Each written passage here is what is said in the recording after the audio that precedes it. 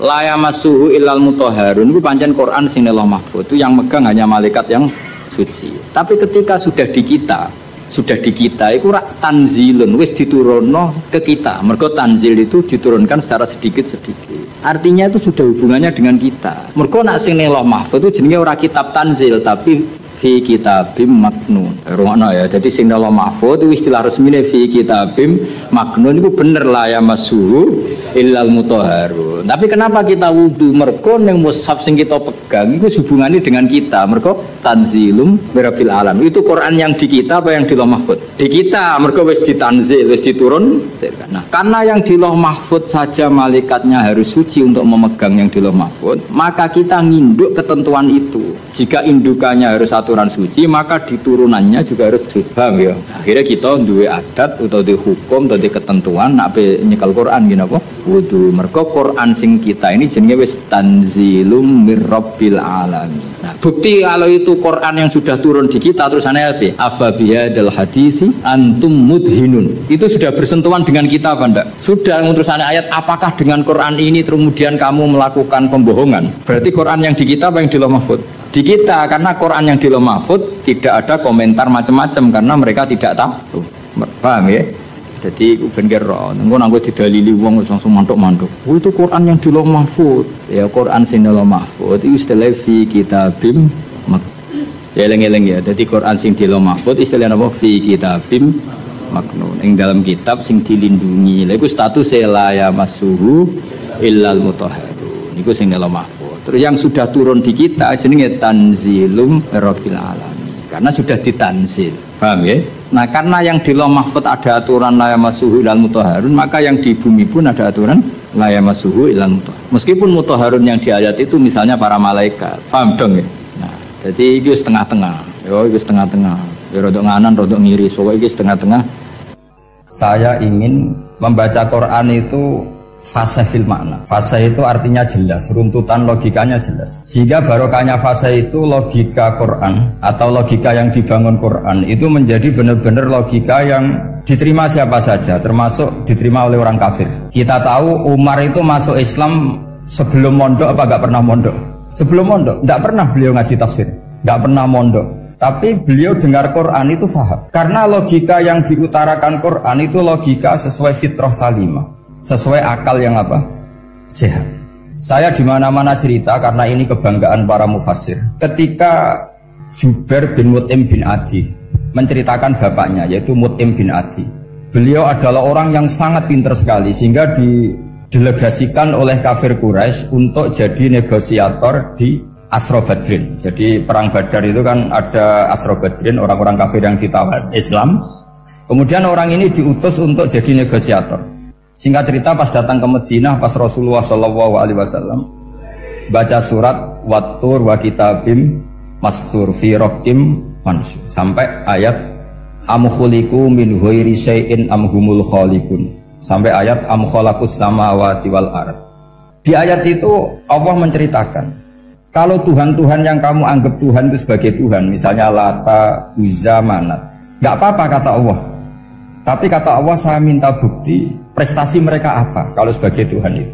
Apakah pernah ikut menciptakan langit bumi? Atau kalau nggak bisa menciptakan urun kata Allah, urun semen sak kata Allah, penting urun. Sehingga logika lalu terbangun, prestasinya apa? Tuhan-Tuhan yang kami tuhankan itu. Kata Allah, Qul ara'aytum ma tad'una min dunillah aruni madza khalaqu minal ardi am lahum syirkun fis samawati. Kalau mereka Tuhan, tunjukkan prestasinya ke saya kata Allah. Apakah mereka terlibat dalam penciptaan langit dan bumi? Atau kalau nggak bisa menciptakan 100% kata Allah setidaknya urun. Ya tadi urun semen, amlahum syirkun fisamawat, syirkun maknanya urunan. Lalu ketuhanan berhala Uzza dan sebagainya batal karena ayat ini. Orang kafir berpikir wah ini tidak Tuhan karena nggak punya prestasi apa-apa. Lalu mereka secara ekstrim malah berpikir ateisme, tidak mengakui adanya Tuhan. Kalau nggak diakui adanya Tuhan, berarti alam raya ini dimulai dari ketiadaan. Logikanya berarti begini, hadhil maujudat khalaqahal adam. Langit yang karuan wujud, bumi yang karuan wujud, hewan-hewan yang karuan wujud, matahari, rembulan, lautan semuanya wujud. Kemudian semua maujudat ini dirumuskan khalaqahal Adam, diciptakan oleh ketiadaan. Pertanyaannya adalah mahwal junun asyaddu min hadza, kegilaan apa yang lebih parah ketimbang ini? Karena sesuatu yang wujud dimulai dari sesuatu yang tidak wujud. Berarti sama dengan mengatakan hadhil maujudat khalaqahal Adam. Semua yang enggak ada ini diciptakan oleh sesuatu yang enggak ada. Jadi semua yang ada diciptakan oleh sesuatu yang enggak ada. Maka Quran ketika ngendikan am khuliqu min ghairi syai'in, apakah kalian semua atau mereka semua diciptakan min ghairi syai'in, min ghairi khaliqin maujudin? Saya ngecek di beberapa tafsir, termasuk bukan kitab tafsir tapi maknanya sama seperti di Ihya. Masa alam raya seindah ini, seeksistensi ini, senyata ini kemudian diciptakan oleh sesuatu yang tidak. Mereka akhirnya mikir, ya harus diciptakan oleh sesuatu yang ada. Nah, karena sesuatu yang ada ini posisi pencipta, maka harus berstatus super. Nah, super ini oleh ulama dibahasakan wajibil wujud. Maka zat yang menciptakan ini namanya zat sing wajibil wujud. Lalu wajibil wujud ini oleh Islam disebut Allah Subhanahu wa ta'ala. Kayak apa fasihnya Quran bikin logika? Atau orang yang jadi Tuhan itu yang mengklaim sebagai Tuhan? Itu juga mungkin, yang penting mewujud. Siapa itu? Fir'aun. Fir'aun itu mengaku sebagai Tuhan. Dia sudah sah dari segi dia wujud. Namanya orang wujud punya eksistensi, mungkin berkreasi. Saya ulang lagi, namanya orang wujud punya eksistensi, tentu mungkin berkreasi. Tapi pertanyaannya begini, ketika Musa tanya, pertama ditanya Musa, lalu kamu kalau menyembah selain saya, nyembah siapa? Kata Musa, Rabbul Alamin. Siapa Rabbul Alamin? Rabbus samawati wal ardi, yang menuhani langit bumi. Terus kata Fir'aun, tidak jawab, manggil Haman. Haman, kamu kan arsitektur, coba ibnili sorhal la'ali abluhul asbab. Ya Haman ibnili sorhal la'ali abluhul asbab. Bangunkan satu piramida yang tinggi, la'ali at-tali'u ila ilahi Musa, saya ingin melihat Tuhannya Musa. Lalu kemungkinan Tuhan di bumi, kata Fir'aun, ma'alim tulakum min ilahin ghairi, kemana-mana saya melihat yang jadi Tuhan saya. Musa ngerti kalau Fir'aun ini pekok cara bahasa Jawa itu menerangkan sifatnya Allah itu dengan sifat yang sederhana, tapi justru dengan sederhana ini Fir'aun tidak bisa jawab. Terus Nabi Musa ganti argumentasi, Rabbukum wa Rabbu abaikumul awalin, yang nuhani nenek moyang kamu, leluhur kamu. Itu terperangah, kagetnya bukan main Fir'aun. Karena para umatnya, para punggawanya lalu berpikir, kalau ini Tuhan berarti buyut-buyutnya nggak ada Tuhan, kan Tuhannya datang terlambat. Makanya Pak Jokowi kalau dituduh PKI nggak terima. Saya ini lahir tahun berapa gitu, pas ada PKI itu masih 4 tahun, masa ada PKI balita? Ini enggak, ini ada Tuhan balita, Tuhan terlambat. Pertanyaannya adalah kalau Fir'aun itu Tuhan, lalu bapaknya, mbahnya, buyutnya Tuhannya siapa? Makanya ketika Allah disifati Nabi Musa, Rabbukum wa Rabbu abaikumul awalin, yang nuhani nenek moyang kamu, itu kagetnya bukan main. Dan semenjak itu banyak punggawa Fir'aun yang iman. Ini yang akhirnya nanti jadi waqala rajulun mu'minum min ali fir'auna yaktumu imana, atau yang menjadi ayat wajah rajulun min aqsal madinati yas'a. Kenapa mereka menjadi iman? Karena logika Fir'aun Tuhan itu gugur, runtuh. Bisori khil hujjah, dengan logika yang sangat transparan. Jadi ini perlu belajar tauhid. Jadi kalau sampean sudah kalah suara, jangan kalah logika. Kalau sudah kalah suara, kalah logika, jangan kalah tinggal mendengar saja kok tidak paham bangunnya gitu. Jadi ini sering saya utarakan, makanya banyak ulama mengatakan fasihhu ibaratil Quran itu bukan sekedar notnya atau sajaknya, kalau boleh dibilang saja, tapi karena runtutan cara berpikirnya. Maka kelihatan sekali di tema-tema Quran, ketika nyifati Allah Rabbus samawati wal ardi tidak mengalahkan Fir'aun, justru dengan sifat yang ringan Rabbukum wa Rabbu abaikumul awalin bisa mengalahkan Fir'aun. Nah, kenapa sekarang orang tidak fasih baca Quran? Karena tadi perangkat itu tidak cukup. Saya berkali-kali matur, juga sering matur Mbah Mus, saya itu sekarang masih belajar Al-Ibris, Mbah Misbah, Marbawi, semua khazanah tafsir, baik yang bahasa Jawa, bahasa Melayu, itu masih saya pelajari. Termasuk saya pelajari lughatnya. Mulai lughat yang setengah bener sampai macam-macam. Saya tadi matur sama Profesor Said Aqil Al-Munawwar. Memang bacanya harus urut Said Aqil Al-Munawwar. Karena sekali salah Said Aqil Sirat. Sebenarnya nggak apa-apa, ini sama-sama orang alim. Cuma tidak tahu nasib di publik ini, nggak tahu saya ya, macam-macam lah gitu. Namanya orang banyak, nggak usah dijelaskan. Tapi semuanya baik. Saya pernah ketemu Pak Said Aqil Sirat itu bilang gini, Gus, orang jadi wali itu sebabnya dua. Mungkin kalau kayak jenengan banyak pecintanya, yang doakan banyak. Kalau saya banyak yang benci, wah itu ngilangi dosa gitu kan. Batin gue dasar wong alim bener wah. Jadi beliau nikmati memang itu. Karena babanya beliau itu sama dengan babah saya yang dari keluarga Kudus. Buyut saya itu kakaknya buyutnya Pak Said Aqil. Jadi makanya jangan pernah benci orang alim. Orang alim bulet atau kayak opo itu masih saja punya alasan.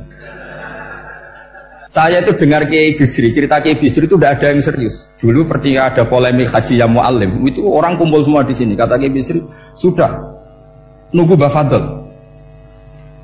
Mbah Fadl sudah di rumah. Ngiranya orang itu ya Mbah Fadl rawuh dileteh. Setelah lama Mbah Fadl tidak datang. Loh Kiai Bisri, Mbah Fadl tidak datang. Lah ya di rumah. Lah mana kok tidak ada? Ya di rumahnya sendiri. Karena beliau nggak pernah bilang di rumahnya. Orang saja yang kepikiran kalau itu rumah leteh. Itu mirip seperti guyonannya Rasulullah SAW. Nabi itu kalau guyon itu tidak pernah bohong. Makanya di tiba itu disebut wayam zahu wala yaqulu illa haqqan. Nabi itu ya guyon, tapi nggak pernah bohong.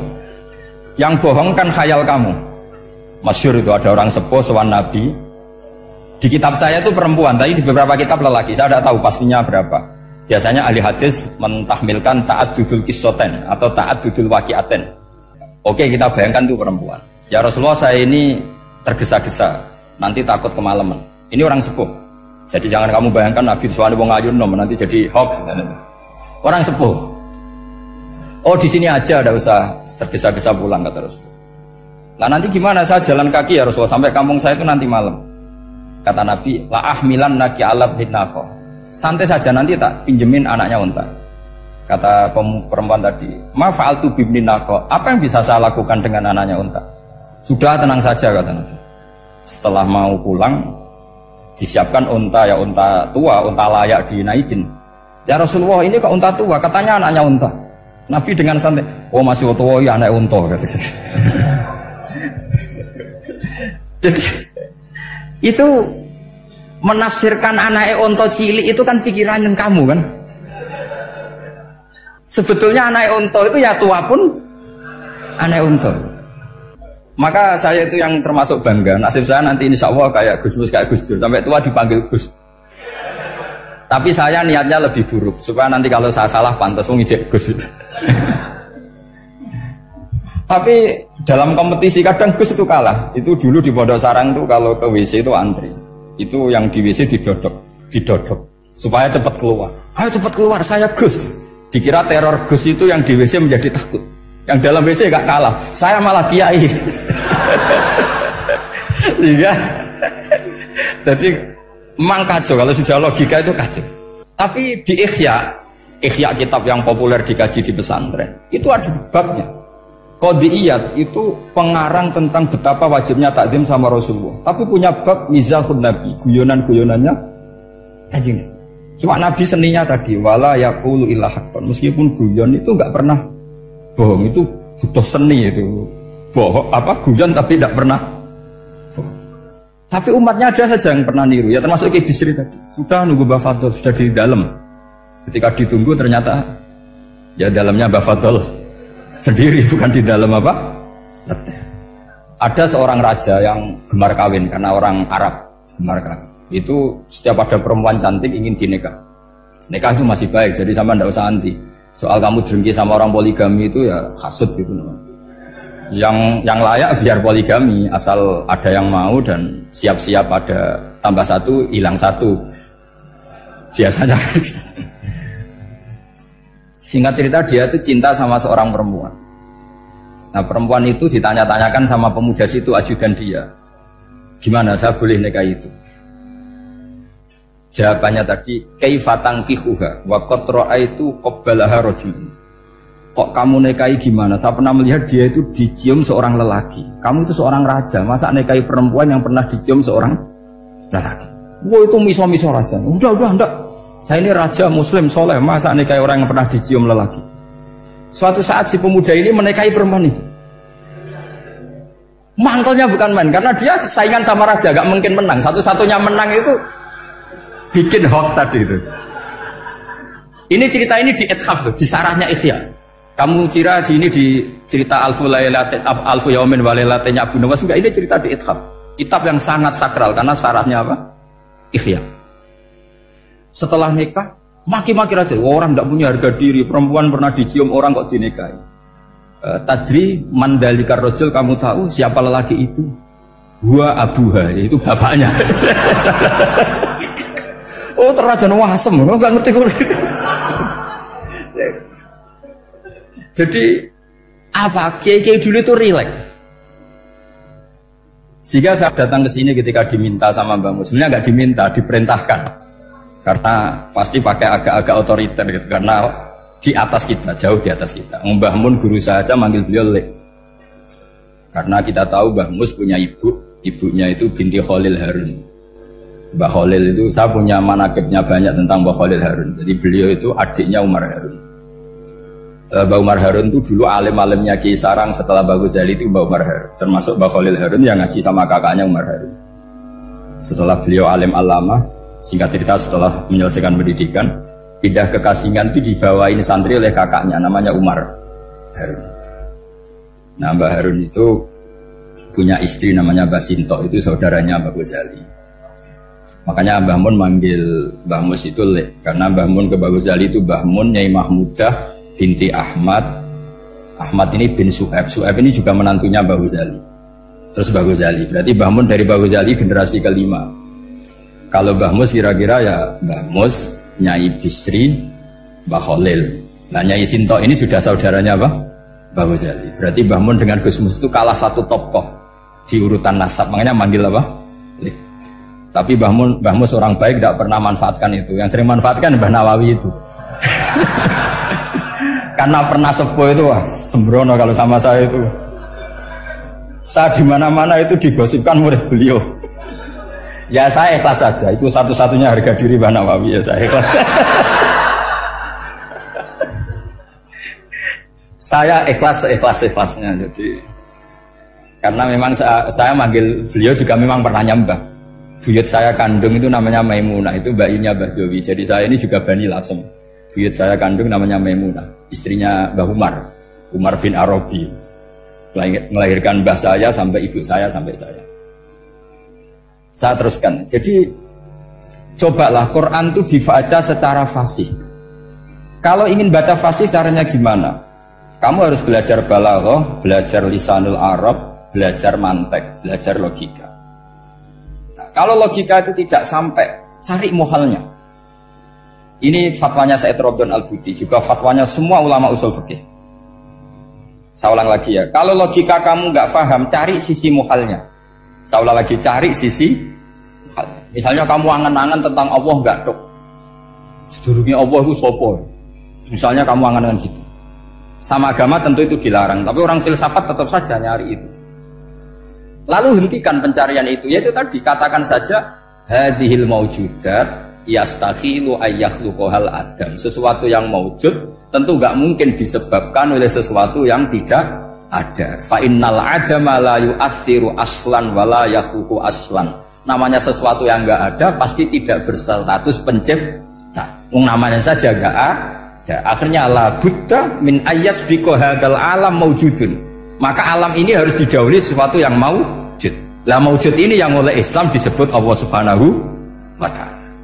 Sudah selesai di sini. Tinggal delok TV, tinggal ngopi, turu sampai setannya setruk karena nunggu mau bikin was-was itu lagi. Loh saya itu termasuk kiai paling sering lihat sinetron.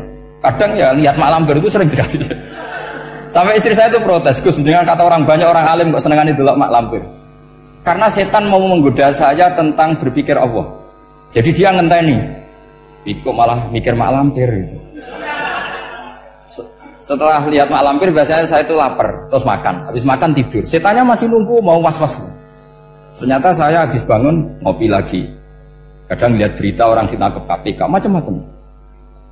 Ini penting saya utarakan supaya setan itu tidak menang. Jadi ciri utama setan itu kata Rasulullah SAW, setan ini goda umatku, hadhil jibal khalaqaha Allah, hadhil ardo khalaqaha Allah, hadhil bihar khalaqaha Allah, faman khalaqaha Allah. Itu makanya banyak orang jurusan filsafat keblinger karena tanya Allah itu siapa. Kata Rasulullah, jika sampai ini maka kamu harus berhenti. Lo berhenti tanpa dialihkan ke yang lain kan susah. Tinggal aja lihat dulu sinetron. Ya paling gampang ya Mak Lampir, kan ada takut-takutnya sedikit. Karena kalau lihat sinetron anak-anak milenial itu kalau ada artis cantik sampai nangis. Karena istri kamu tidak seperti itu. Jadi ini trik ya. Trik supaya melihat TV tapi tidak nyesal. Makanya saya milihnya Angling Darmo, Mak Lampir. Ya saya nggak mikir maknanya, butuhnya setan bin mangkol itu. Karena ngenteni saya mikir itu, ternyata tidak mikir itu lagi. Jadi makom saya itu beda, sama-sama lihat sinetron. Mungkin saya jadi wali karena lihat sinetron. Mungkin ya. Makanya banyak wali itu nggak bisa diduga. Banyak orang jadi wali itu justru karena makan, justru karena melakukan hal-hal yang cara orang banyak itu salah. Itu Abu Yazid Al-Bustami itu pernah tanya sama Allah. Kak Haman nggak usah bayangkan caranya tanya gimana. Enggak wali ya enggak tok. Sudah ada usah tanya itu. Abu tanya gini, ya Allah, orang sesregep saya dalam ibadah sedekat ini sama jenengan. Lalu saingan saya dekat jenengan masuk surga itu siapa? Sama Allah ditunjukkan orang yang tidur, itu tidur yang. Ya teman kamu yang tidur di kamar. Gak terima Bu ya, ini gimana kok bisa setingkat saya orang yang tidak tidur gitu. Yang saya ibadah terus istighfar terus. Tapi jawabannya Allah nih. Woe ibadah terus itu mergo wedi aku. Jadi kan nganggep aku itu rodok-rodok jahat gitu. Iki tuh ratu mergo yakin aku apian, mengane ditinggal turu. Jadi sampean jangan tiru makom saya ketika tidur. Itu punya kelas khusus. Tapi jangan tiru, ini cerita saja. Sampean ndak harus niru. Karena sampean kalau niru itu harus ada Abu Yazidnya. Abu Yazid sudah nggak ada. Tapi itu ilmu. Ilmu yang cocok ndak cocok harus kita kaji. Saya tadi jagungan sama beliau, sama Profesor Said Aqil Al-Munawar. Beliau cerita sebetulnya sekolahan saya itu tentang usul fikih, tapi terkenal saya Profesor Tafsir. Tapi saya suka ilmu usul fikih, meskipun korbannya ya banyak. Biasanya orang jadi liberal gara-gara ya usul fikih. Sebenarnya nggak perlu dipikir lah itu macam-macam. Begini, dalam usul fikih yang mainstream itu kan ada hukum wajib, haram, ya makruh, terus macam-macam lah. Termasuk ada mubah. Mubah itu boleh dilakukan, boleh ditinggalkan. Dalam ilmu usul fikih sebetulnya definisi mubah boleh dilakukan, boleh ditinggalkan itu salah. Karena begini, setiap Anda melakukan sesuatu yang mubah, pasti di saat itu meninggalkan sesuatu yang haram. Saya ulang lagi ya. Ithma min mubahin illa wa yatahaqqaqu bihi tarku haramimma. Semua teks di Lubul Usul seperti itu. Memang saya hafalkan karena ini cara saya jadi wali yang mudah murah. Ithma min mubahin illa wa yatahaqqaqu bihi tarku haramimma. Fayatahaqqaqu bisukun tarkul qatli wa bisukut tarkul qadzaf. Terus beliau membuat sekian contoh. Hukum mubah itu kata ulama yang lain kan boleh dilakukan, boleh ditinggal. Itu tidak benar. Mubah itu ya wajib. Karena setiap kita melakukan mubah, maka saat itu berarti kita meninggalkan barang haram. Coba orang tidur itu artinya apa? Tidak zina, tidak maling, tidak selingkuh, tidak mabuk. Sampean di pondok nikmati jagongan, rokokan, ngopi. Artinya nikmati rokok, nikmati kopi. Tidak menikmati tontonan di bar. Makanya kita berharap malaikat itu belajar usul fikih sehingga ketika kita rokok di pondok dilihat hada taroka melihat bar, wahada taroka melihat dangdutan, wahada. Jangan sampai malaikat bilang gini, dasar kere rakra delok. Itu repot kalau sampai begitu. Nah, kalau mubah itu artinya tarkul haram. Tarkul haram itu wajib apa sunat? Wajib kan? Berarti setiap orang melakukan mubah hakikatnya melakukan wajib, dan itu artinya dapat pahala. Salah sampean ngajine ra khatam, dadi nglakoni mubah ku mengira tetep mubah. Maka berbahagialah orang yang ngajinya khatam. Makanya setahu saya kiai-kiai Mbah Mun ya sering guyon. Setahu saya Mbah Mun kalau ketemu Mbah Mus ya guyon terus. Guyonnya ini adalah waminal qutbi kata Imam Ghazali. Qutbu hadzal al-istildad bil mubahat. Poros agama ini pada akhirnya adalah nikmati sesuatu yang dibolehkan Allah Subhanahu. Orang itu kalau fasik, mau makan siang aja kalau gak ditemani perempuan cantik gak bisa makan. Mau jalan-jalan kalau gak ditemani perempuan cantik gak bisa jalan-jalan. Kalau kiai-kiai itu enggak. Gujluk-gujlukan wis seneng ira karuan. Dulu terkenalnya Kiai Bisri, Kiai diundang, katanya mau ada menteri. Ternyata menterinya ya beliau tidak masak antok di sini. Karena maknanya menteri itu pembantu presiden. Semua kita adalah bantu presiden terlaksananya kedamaian itu. Loh iya kan? Saya berkali-kali ngomong di mana-mana. Apa artinya menteri pertanian kalau kita tidak nanam padi? Mbok pinternya kayak apa tetap nggak ada ketahanan pangan. Sekarang menjadi ketahanan pangan itu rumusnya menteri apa karena petani mau nanam padi? Itu hakikatnya membantu presiden dalam ketahanan pangan. Cuma petani lebih keren karena tidak butuh digaji. Kalau menteri ya keren tapi kurang keren karena masih dapat apa? Gaji. Akeh tunggale lan mikir untuk gaji. Nah petani ndak mikir nggak dapat gaji. Oh itu keren. Selalu rakyat lebih keren dibanding pejabatnya. Memang gitu aturannya begitu. Aturannya begitu. Kamu saja yang kurang syukur. Jadi rakyat tuh gremeng. Enak jadi menteri. Ya sudah itu hak kamu. Tapi saya tidak berpikir seperti itu. Maka saya ulang lagi ya. Kenapa saya ngomong seperti ini? Supaya tadi saya sudah bilang, saya sudah nggak menang dalam suara, harus menang dalam logika. Karena ini audisi, ini audisi. Di kabar Mbah Mus, nanti yang menang siapa tidak tahu saya. Tadi Pak Mu'ad, sekarang saya, kemarin Gus Zofur nggak tahu saya. Nanti masuk nominasi apa nggak tahu. Begini. Kalau artinya fi'lul mubah itu tarkul haram, saya ulang lagi. Kalau fi'lul mubah itu artinya tarkul, maka mubah ini spesial sespesialnya. Sehingga Allah kadang ngendikan sederhana sekali. Wa min ayatihi manamukum billaili wan nahar.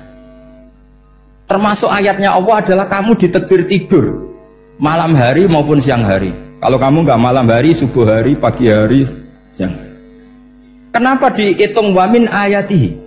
Sekarang kalau ada pakar medis, pakar kesehatan bilang ini kalau kurang istirahat mati, kalau kurang istirahat jantungan. Berarti tidur adalah menghilangkan penyakit jantung. Obat paling mandi dengan orang rutin tidurnya itu masih mandi orang rutin tidur. Kamu beli obat harganya 1 miliar tapi gak pernah tidur 3 hari, tetap taqabbalallahu minna minkum taqabbal ya karim. Maka yang penting itu obatnya apa tidurnya? Tidurnya yang dibantu obat. Tapi kalau obat tok gak dibantu tidur masih sakit. Berarti penting mana tidur sama obat? Karena penting tidur wa min ayatihi. Orang kayak sampean sering delok YouTube, delok gambar semacam-macam. Barokah mana dengan tidur? Wong nak melek mripate delok macam-macam. Barokah tidur. Jadi tidur adalah perlawanan terhadap keinginan melakukan haraman. Ya saya ulang lagi, tidur itu adalah perlawanan terhadap keinginan melakukan keharaman. Jadi kalau mau tidur nyati gini, ya Allah siap tidak berangan-angan tentang maksiat terus tidur. Itu wa min ayatihi. Jangan kok gak ada duit terus ngombe sing akeh ben iso ngantuk. Wah ini tidur yang untuk melawan kemiskinan. Supaya lupa utangnya tidur, lupa kasusnya. Itu udah akan jadi wali yang seperti itu. Kalau jadi wali tak gugat itu. Nah, sehingga karena mubah itu tarkul haram, Allah itu sering menghitung ibadah yang super itu halal mubah. Misalnya Allah ngendikan kulu washrobu, kamu harus makan. Sekarang gini, jaga kesehatan itu wajib enggak? Wajib. Kalau saya tidak sehat tidak bisa ngaji di sini. Apalagi Mbah Mus kalau nggak sehat ditunggu orang se-Indonesia fatwanya. Dan di antara cara sehat kamu harus makan. Kalau nggak makan sakit. Lalu makan dengan posisi menyehatkan orang yang bisa fatwa, bisa mulang, bisa macam-macam. Posisi ini super apa tidak super? Super. Maka Allah kadang sederhana ngendikan ibadah itu kulu wasrobu jom kowe yo mangan yo. Tapi ayat ini menjadi tidak hebat kalau dibaca orang tidak pernah ngaji, tidak pernah ngaji usul fikih. Pangeran piye toh? Dirimo ngongkon mangan kowe dikongkokno kulu. Wis ora usah ngono yo wis mangan. Rusak Quran kena makna ngono iku rusak.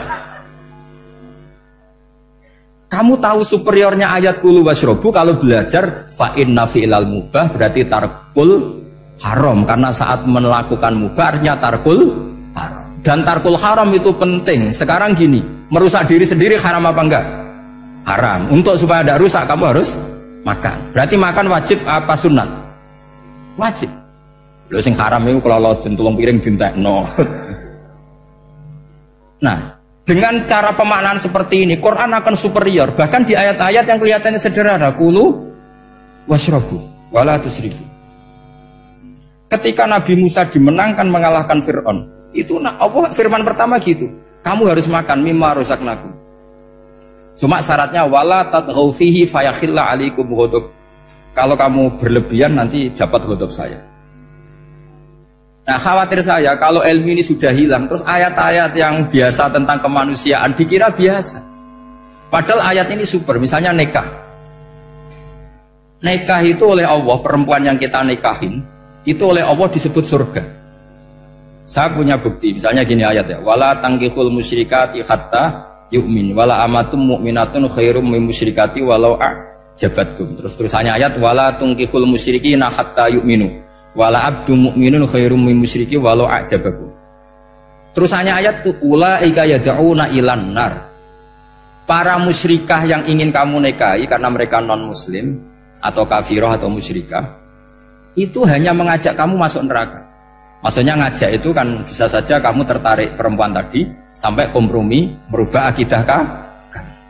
Terus hanya ayat wallahu yad'u ilal jannah.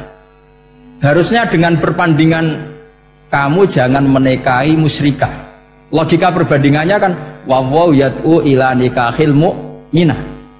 Saya ulang lagi, harusnya muqabalahnya kan wallahu yad'u ila nikahil mu'minah. Allah mengajak kamu supaya menikahi mu'minah. Tapi kata mukminah sama Allah diganti wallahu yad'u ilal jannah.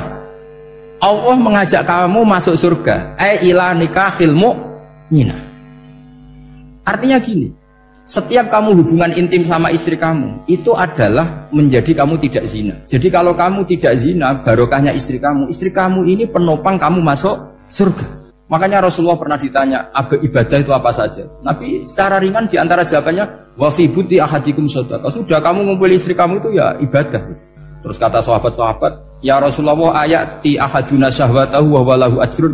Yang benar saja Rasulullah, masa urusan gitu dapat pahala? Nabi jawabannya ya enteng, alaih salawadu'aha fi haromin aka'ana alih wisrun. Kalau dia salah yang dikeloni kan ya dosa. Berarti kalau ngeloni yang benar juga pahala. Berarti istri kamu itu jannah surga. Cuma jannah yang agak aneh karena rewel itu agak aneh. Jadi itu jannah yang agak aneh. Maka supaya jannah ini tidak aneh, kata Rasulullah itu cara bersuami istri itu, kata Rasulullah halla jariyatan tula ibuka wa tula ibuka. Sebagian riwayat halla jariyatan tudhahikuha wa tudhahikuka. Kamu cari perempuan yang gampang guyon, gampang rileks. Mula abah itu rileks, mudhahaka ya rileks. Saya berkali-kali cerita, saya ini termasuk orang yang nggak pernah diskusi penting sama istri saya.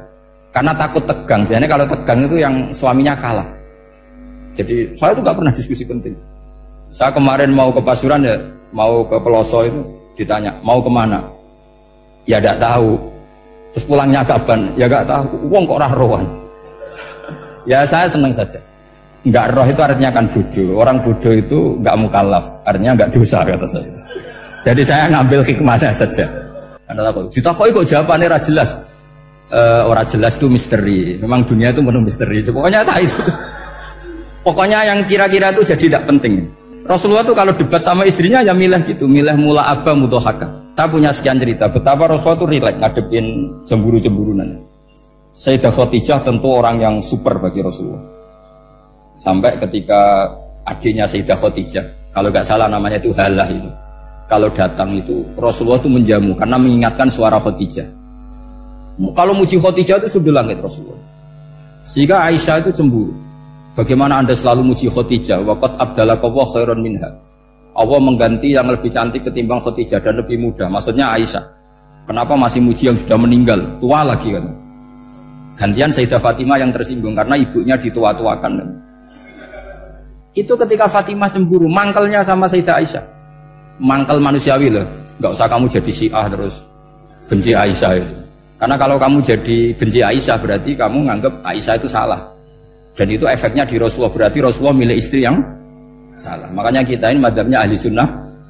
Abu Bakar tidak mal'un. Kenapa tidak mal'un?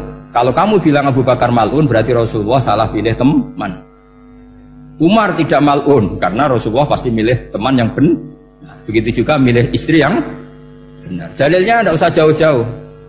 At-thayyibatu lit-thayyibi. At-yabut thayyib tentu Rasulullah. Berarti istrinya pasti thayyibah.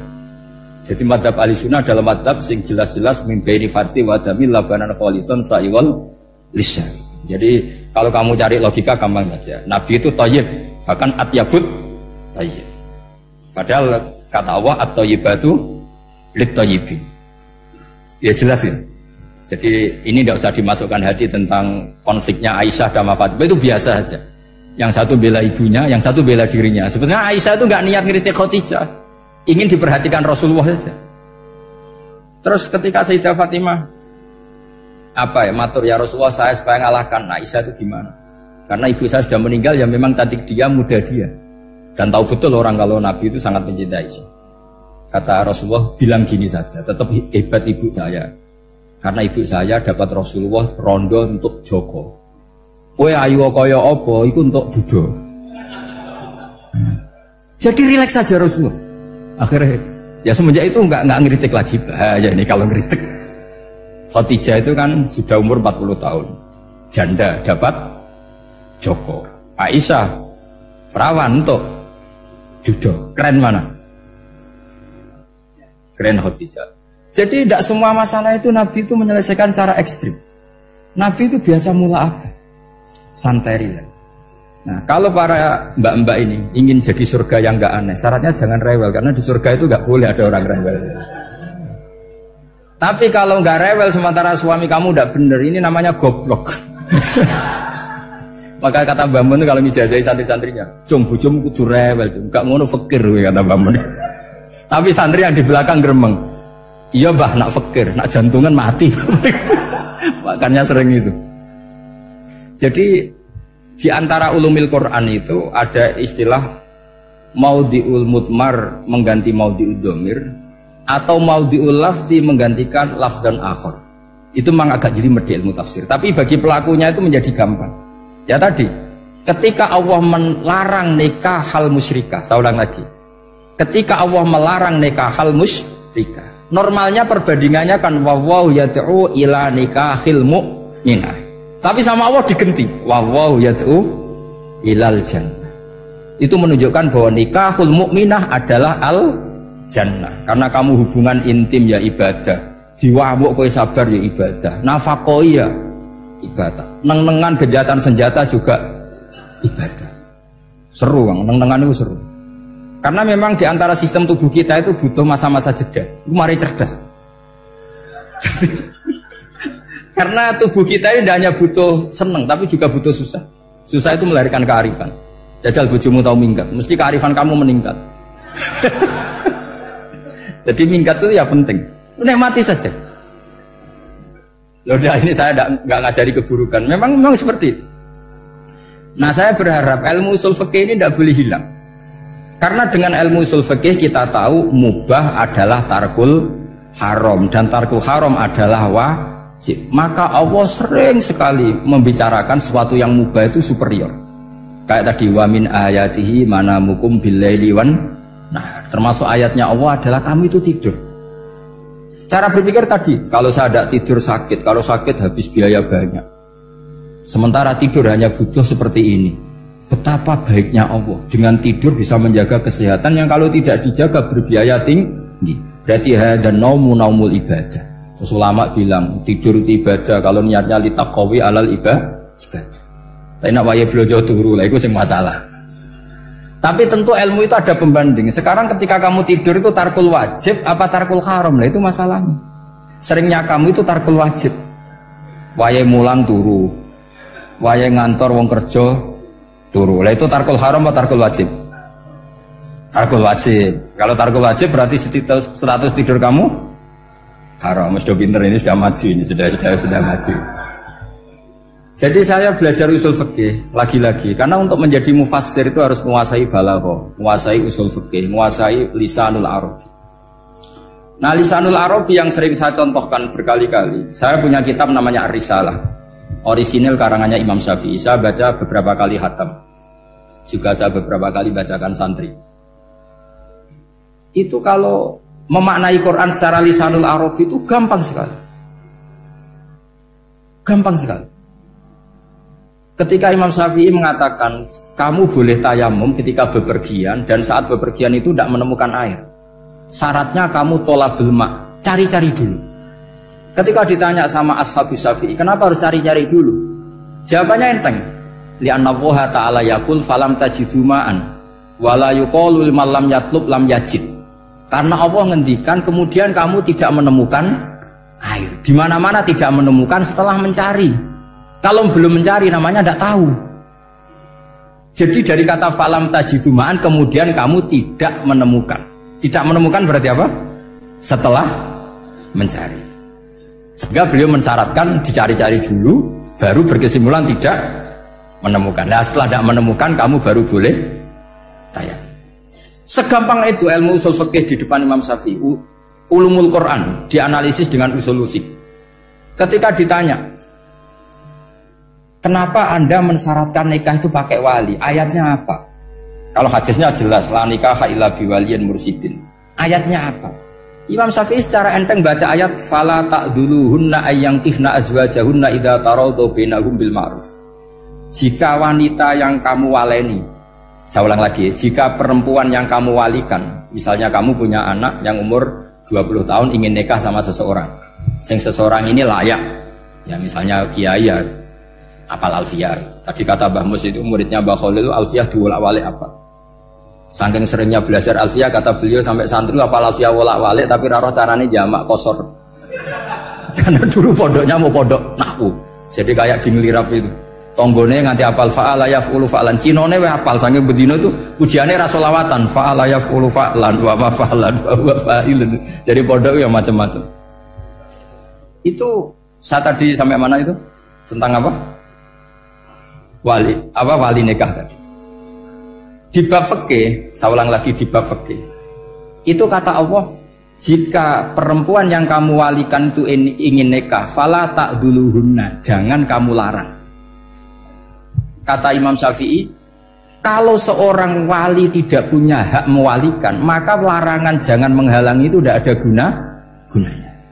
Misalnya gini, Zaid itu tidak punya utang saya ulang lagi, Zaid tidak punya utang saya. Memang ini ilmu logika, Zaid tidak punya utang saya. Terus sampean bilang ke saya gini, Gus Bah, Zaid ojo tagih. Itu omongannya wong aneh apa enggak? Aneh kan?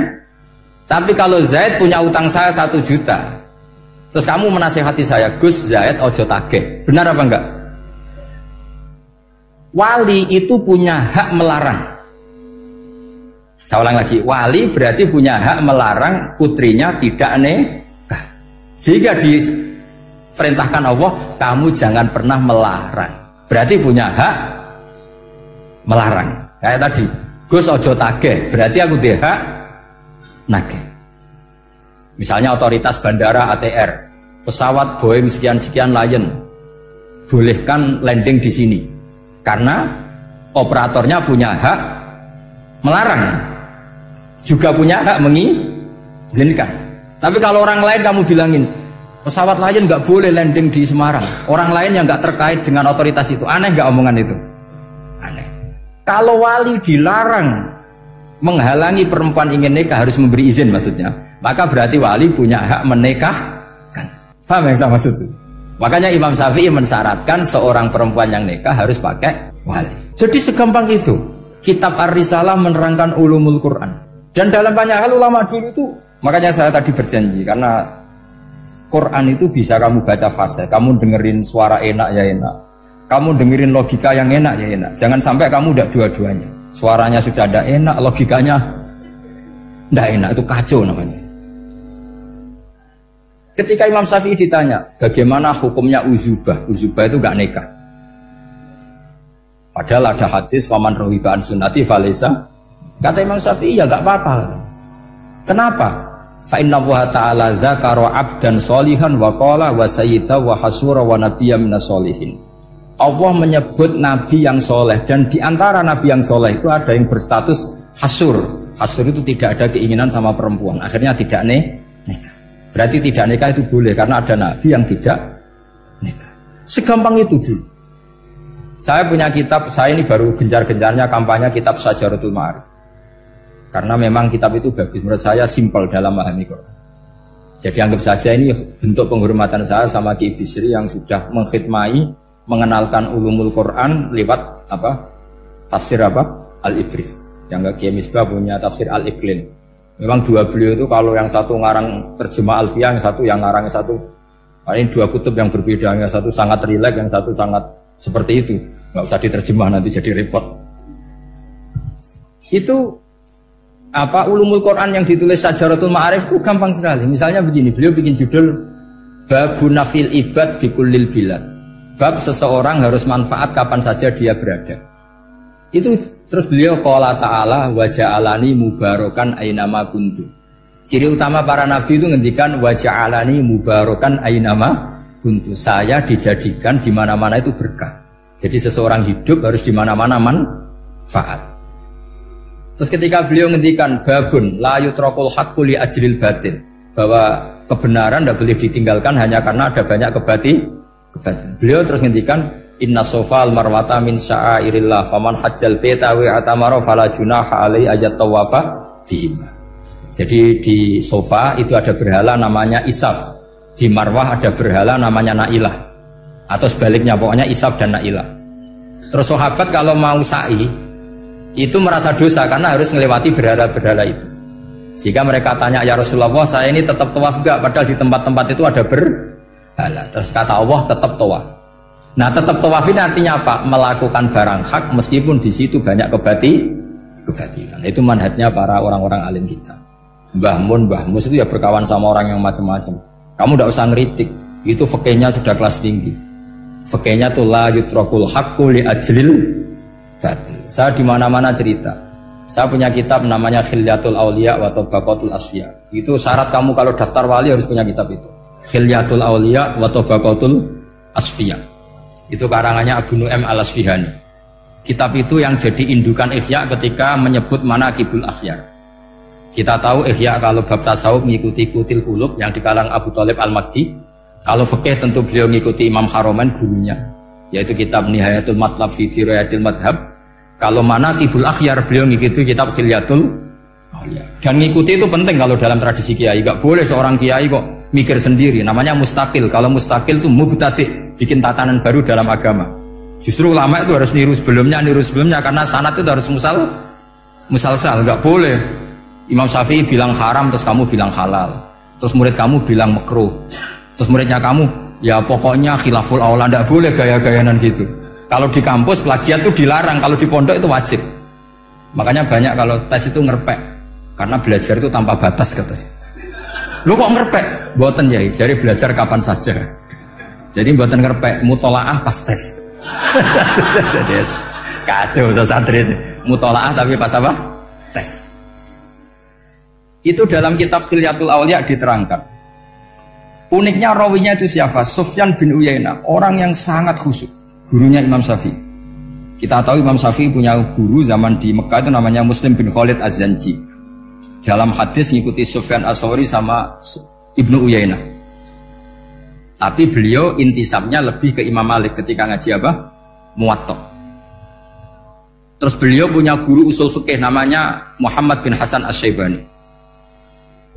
Itu Sufyan bin Uyainah dalam kitab itu diceritakan pernah suatu saat Isa sama Yahya. Ini supaya saya tahu fikihnya Mbah Mun, fikihnya Mbah Mus. Isa sama Yahya itu satu nabi yang sama-sama muda, yang satu angkatan. Saya berkali-kali cerita, nabi yang satu angkatan itu ada 3. Tapi yang 2 ini nggak level, yaitu Ibrahim dan Lot. Tapi nggak level karena Lot itu adalah pernah keponakan siapa? Ibrahim. Musa dan Harun, tapi Harun itu nggak levelnya Musa karena dia jadi nabi berdasar proposal Nabi Musa. Jadi Nabi Musa itu alsak, agak pelak. Sehingga beliau kalau menjelaskan kesulitan terus pakai jubir. Makanya kemarin-kemarin itu ada wali yang kalau ngomong pakai apa? Jubir. Akhirnya Nabi Musa ngendikan apa? Waj'alli waziran min ahli Haruna akhi usdud bihi azri wa asyrikhu fi amri. Ya Allah, saya ini lisannya enggak pati fasih, tolong Harun sing huwa afsahu minni lisanan. Yang lisannya lebih fasih tolong jadikan nabi. Sama Allah dituruti, Harun jadi apa? nabi. Tapi yang dapat wahyu Musa, jadi dia hanya jubir. Makanya seangkatan tapi tidak level. Yang seangkatan level itu hanya Yahya dan Isa. Nabi Isa kita tahu berstatus wa yukallimun nasa fil mahdi wa kahla. Jadi mulai kecil sudah pinter. Nabi Yahya ya gak kalah keren. Ya Yahya khudil kitaba biquwwah wa atainaul hukma sabiyah. Ketika kecil sudah pinter. Jadi ini rivalitas dalam ilmu. Makanya khilaf itu penting. Jangan gontok-gontokan, berarti ratau ngaji. Khilaf itu penting. Nabi Yahya itu kalau jalan-jalan sampai Nabi Isa, itu yang Nabi Yahya mesti tanya, aina khiyarun nas, rumahnya orang baik mana? Saya mau nginep di situ. Mesti tanya gitu kalau di satu perkampungan yang beliau-beliau sedang jalan-jalan. Tapi kalau Nabi Isa tanyanya aneh, aina syirarun nas, wong sing elek-elek manggone nang ndi? Akhirnya ini kan terjadi debat, tapi karena sama nabinya ya tidak debat kusir terus kubu-kubunan kosong berapa sama kosong berapa, enggak, ini sama ya sama-sama kosong-kosong, sama-sama orang ikhlas itu kosong-kosong. Sama lama terus debat kecil. Kenapa kamu tanya aina khiyarun nas? Mana orang-orang baik? Jawabnya Nabi Yahya, ya kumpul orang baik itu enak, nyaman, teduh, enak lah. Nah kamu kenapa kau tanya mau nginep di aina syirarun nas? Ana nabiyun, ana tabibun, udawil mardo. Saya ini dokter, nabi itu dokter. Di mana-mana dokter menyembuhkan yang sakit. Kalau Anda peneliti penyakit, cari daerah yang banyak endemik penyakit apa yang daerah sehat? Daerah yang kena endemik penyakit. Tapi problemnya Anda sendiri berpenyakit dan kalau ke situ tambah nemen. Ya sama. Kalau kamu kira-kira tidak kuat ya jangan kumpul orang yang seperti itu. Kamu tidak kuat kan? Malah katut. Tapi fikih-fikih kiai-kiai kita, guru-guru kita, berteman orang macam-macam tenang saja. Karena mereka kekuatan kesalehannya sudah absolut, sudah kuat sekali. Ya tentu bi'aunillah wa bitaufiqih. Sehingga kamu tidak usah meki para guru-guru kita. Saya pernah dijawi Mbah Mun. Ya Jong, ya aku wis ketemu Megawati. Piye-piye Indonesia kudu damai. Engko nak tukaran yo repot. Jane yo piye, aku yo kiai. Artinya beliau harus ketemu karena untuk supaya Indonesia itu damai.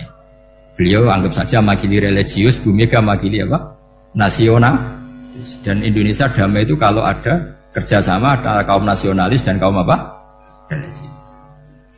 Jadi yang namanya damai itu penting sekali. Sampai Rasulullah itu pernah berdamai sama orang yang jelas-jelas kafir. Apalagi Indonesia belum sampai seperti itu. Yaitu kita tahu dalam Sulhul Hudaybiyah, Nabi berakad damai sama Suhail bin Amr, padahal kafir. Nah, kalau kamu Qurannya sudah seperti itu, maka Quran itu punya kekuatan yang luar biasa. Ketika Sayyidina Ali konflik sama Sayyidina Muawiyah, itu dirumuskan kita berdamai.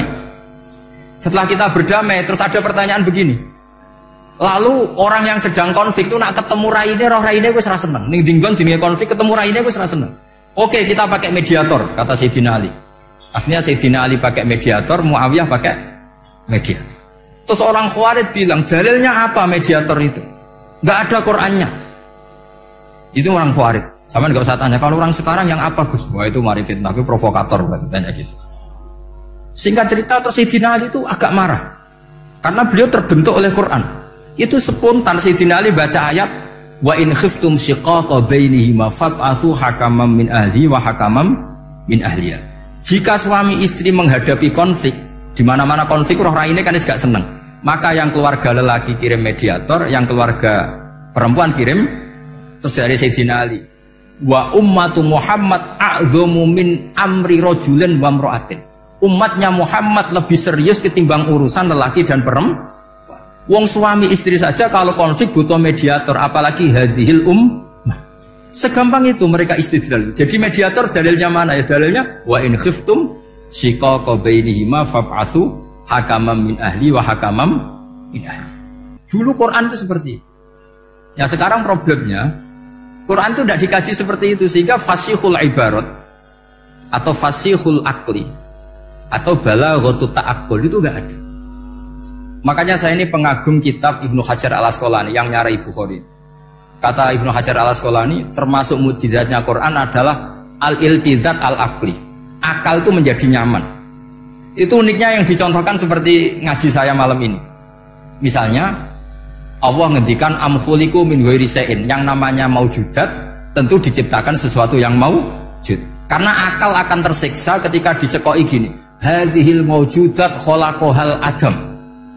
Tersiksa enggak akal kamu sebagai orang waras? Dicekoki pikiran hadhil maujudat khalaqahal Adam. Ini maujudat disebabkan oleh ketiadaan. Mesti kowe ra iso turu. Barang rono kok iso gawe iku piye? Nah, ini yang dimaksud dalam ilmu tasawuf ala fi dzikrillah tatmainnul qulub. Jadi cara tenangnya hati itu macam-macam. Nak wong toreko wis wong kon wiridan. Nak kaya kula rada ahli akal, wis seneng. Alhamdulillah di pangeran sing wujud. Berarti hadil maujudat khalaqahal maujud.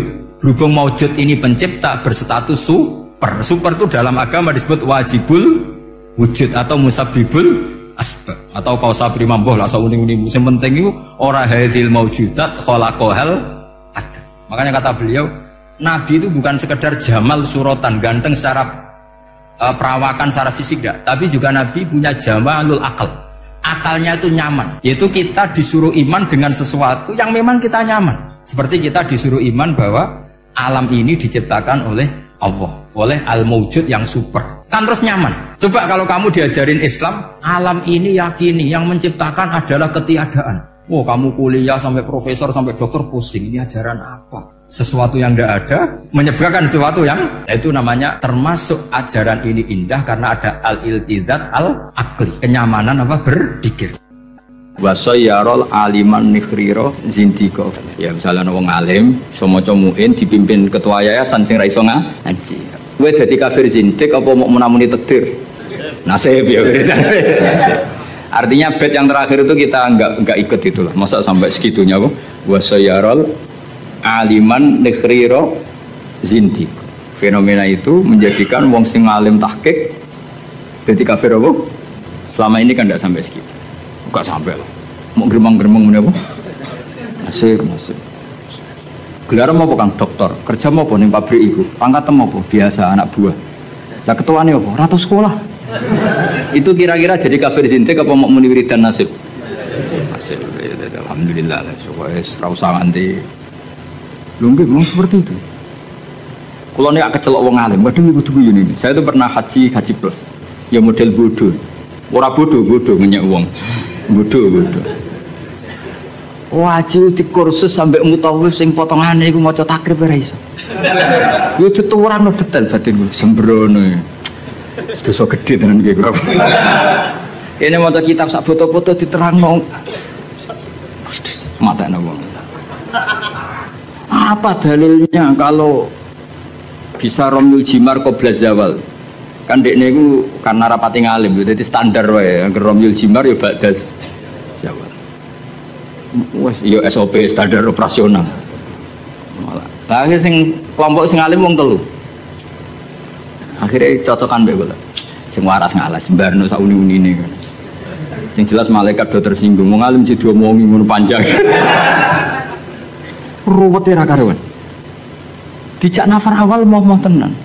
Padahal negara inginnya kita nafar awal karena shiftnya kloter itu harus sudah cabut dari Mina. Dia nggak mau. Yes, melok bodoh kira. Gusti hari-hari ini kalau ikhlasnya jadi wong bodoh timbang geger. Timbang apa? Kita ini kan sinau kitab nganti sak boto-boto sampai roh carane balang jumroh itu sapike watu saka Musdalifah. Kita ini sebagai wong alim kan tahu-tahu tanya, apakah semua batu sah apa enggak? Terus sampean asal batu apa syaratnya harus dari Musdalifah? Lalu kalau batu bekas yang dipakai kemudian bekasnya boleh enggak dipakai? Ini pikiran wis tok kono SOP. Standar apa? Kan ribet. Ngadepi wong bodho merit. Kono posisi ketua rugu. Nah aku yang mau mikir, padahal ngetok orang alim malah dikongkon mimpin malah repot. Terus bayar kon mimpin, wah semua. Nah akhirnya bodoh. Tapi jenenge wong alim kan tersiksa. Tersiksa loh kan, jadi wong alim terus dijak bodoh, tersiksa. Ya beritanya mau tetir.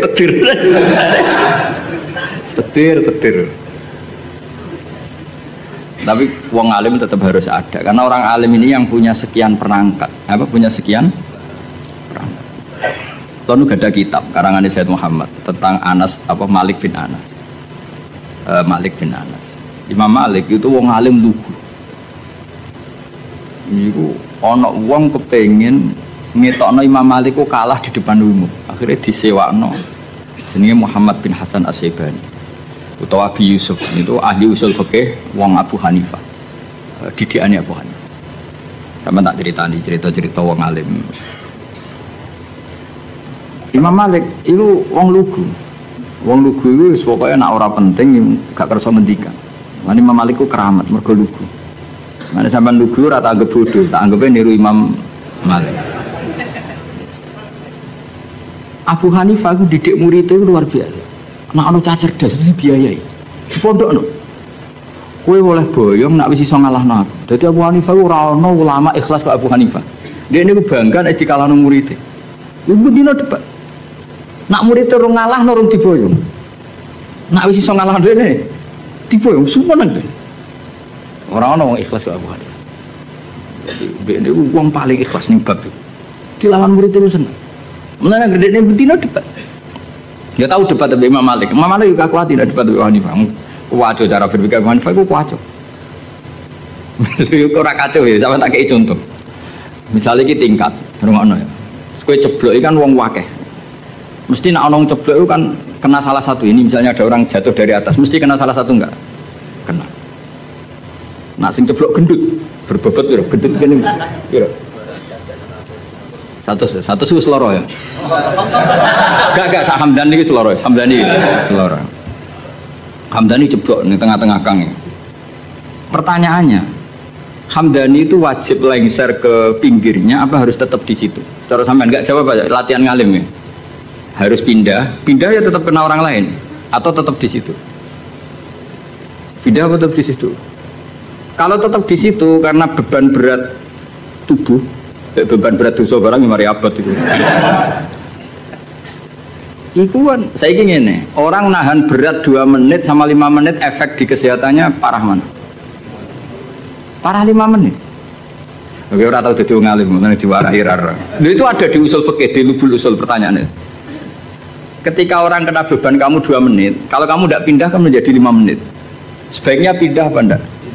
Ya, mau cari orang lah ya.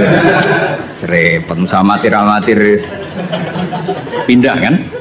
Kalau pindah pertanyaannya, ketika kamu ceblok, itu kan tidak ikhtiar kamu, sehingga kamu tidak kena dosa. Wong ngerti-ngerti ceblok. Tapi kalau pindah itu ikhtiar kamu. Sesuatu yang anugerah ceblok orang ikhtiar itu kan relatif dimaklumi Allah, wong orang ikhtiar. Daripada kowe ikhtiar tuh nginjek arif atau ngrihet. Apa itu? Artinya gini, nak sing mbok pindai iku gak ikhlas. Kowe yo kena keteratapan dosa, wong iku wis ikhtiar. Nah sing pertama kan gremeng ra gremeng wong takdir. Ayo, oke, milah pindah lho ora. Nak pertanyaannya seperti itu. Milah boten pindah. Lha ku debat Abu Hanifah bin Imam Malik. Sesuai ngamuk Imam Malik. Agama ora ngara repot ngono kok mbok bakas. Kok saking putri Abu Hanifah itu kayak aku ini loh, kayak aku biasa sampean. Aku ya rodok Hanafi, rodok tapi ora.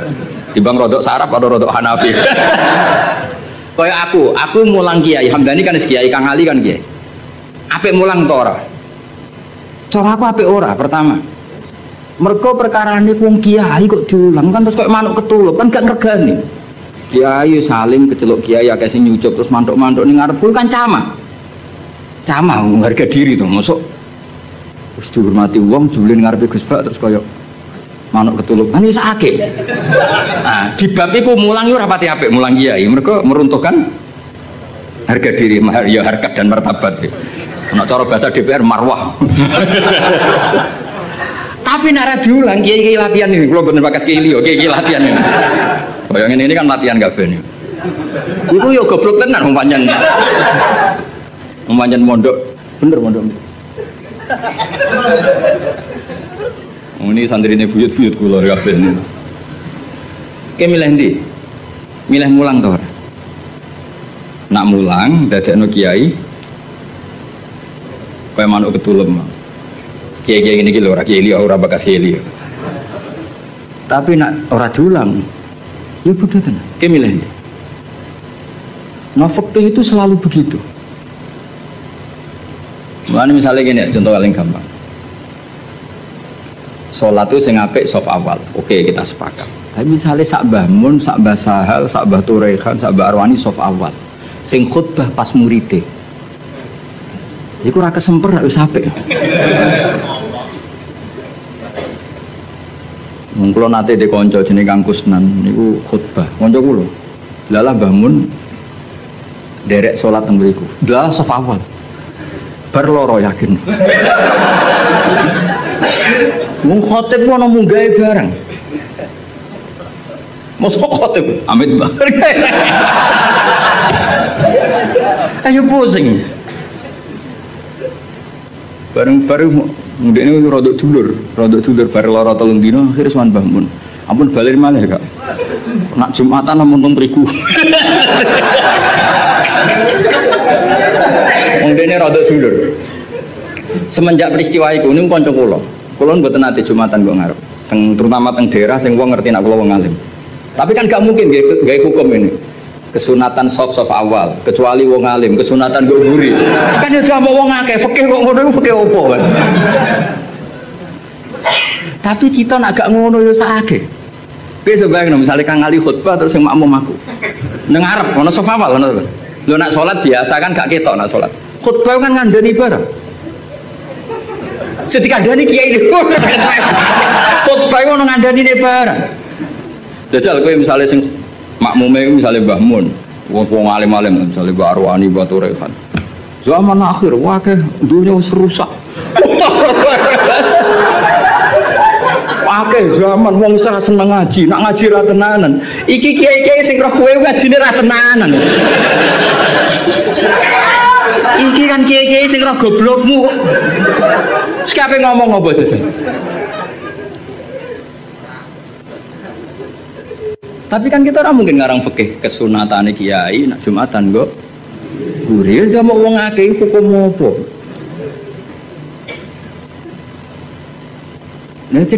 Nah Abu Hanifah itu orang yang tertarik bakas muni. Imam Malik gak seneng. Standar Imam Malik. Standar artinya ya wis semua bakas ngono. Abu Hanifah sempurna. Senam otak dulu sempurna. Mana Hanafi itu paling rileks wis. Jadi Imam Syafi'i kan jan separah. Cara kula jemben ke Imam Syafi'i itu wis ribet tenan. Ribet. Betul ribet ya tak contohno kira Imam Syafi'i niki Ka'bah ya, tak contohno ngadeg. Ketokan kula. Niki kan Ka'bah. Terus kula teng Multazam wis bar niat tawaf. Rungokno, awas kena keliru. Apa menek salah tafsir kok tulis yo malah dosane. Wong ngaji rapati paham terus mbok tulis. Oh, bocah amatir-amatir.